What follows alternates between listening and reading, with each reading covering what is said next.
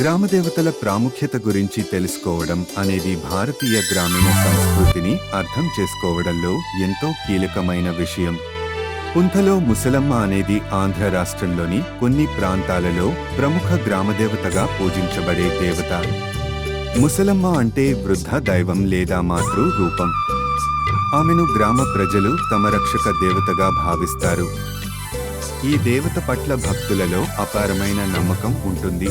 ఏలూరు జిల్లా దెందులూరు మండలం కొవ్వలి గ్రామంలోని కుంథలో ముసలమ్మను గ్రామదేవతగా పూజించడం గ్రామ ప్రజల ఆధ్యాత్మిక జీవనంలో ముఖ్యమైన భాగంగా ఉంది.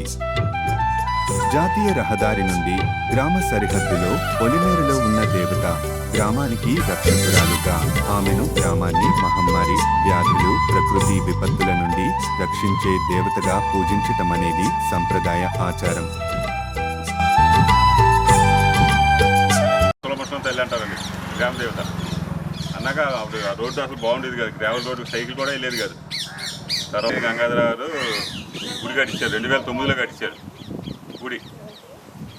తర్వాత పెద్దంట్లం తల్లి ఆయన కాలం చేసిన తర్వాత 2017 మేము పత్రిక చేసాం. పెద్దంట్లం తల్లి పైన ఉన్న ఆవిడ పత్రిక చేసి సంతాపన పెట్టిన తర్వాత ఇంకా దాన్ని అలా చేసుకొస్తున్నాం అంట. రోజులు ఆదివారం వచ్చేటోడికి కోళ్ళు అవి పోసుకుంటారు.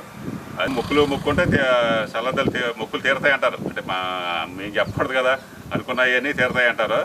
ఆదివారం మటుకు కోళ్ళు ఒక 10-15 కోళ్ళు పోసుకుంటారు. ఆదివారం బుధవారం చేత అమ్మారి పిల్లలు లేని వాళ్ళకి పిల్లలు పుట్టారంట. అంటే ఆయన చెప్పారు గంగాధర్ మొక్కుంటే ఇక్కడ పిల్లలు లేని వాళ్ళు పిల్లలు పుట్టేవారు. దీని ప్రత్యేకత. గ్రామం అంతా సామూహిక శ్రద్ధ, ఆధ్యాత్మికతతో గ్రామ రక్షణ కోసం చేసే దేవత పూజగా, ఒక సంప్రదాయంగా కొలవాల్సిన దేవత కుంథలో ముసలమ్మ. కానీ కుంథట్లో ముసలమ్మ పూజ ఒక వ్యక్తిగత దేవత పూజగా ఇప్పుడు ఎక్కువగా మారిపోయింది.